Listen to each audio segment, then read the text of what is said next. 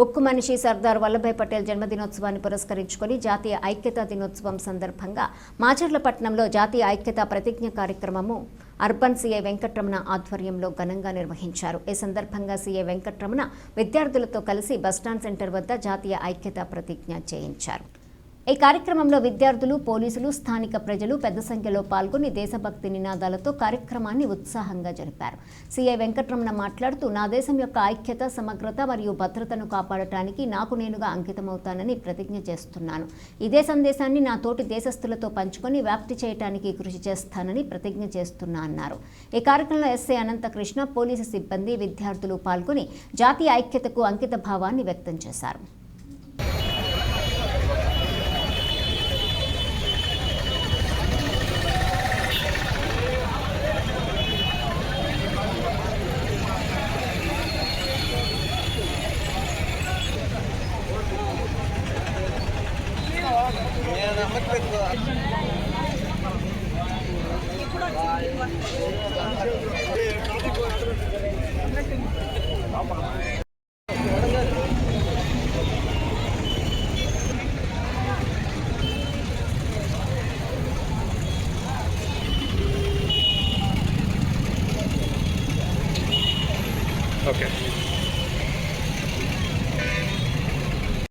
ఈరోజు ఇక్కడ మీ అందరూ వచ్చిన ఉద్దేశం ఏంటంటే అక్టోబర్ 31న ఉక్కు మనిషి సర్దార్ వల్లభాయ్ పటేల్ యొక్క జన్మదినాన్ని పురస్కరించుకొని మన భారతీయులందరూ కూడా ఒకటే అనే ఉద్దేశం చాటి చెప్పడం కోసం ఈరోజు మనం ప్రతిజ్ఞ పొందుతాము.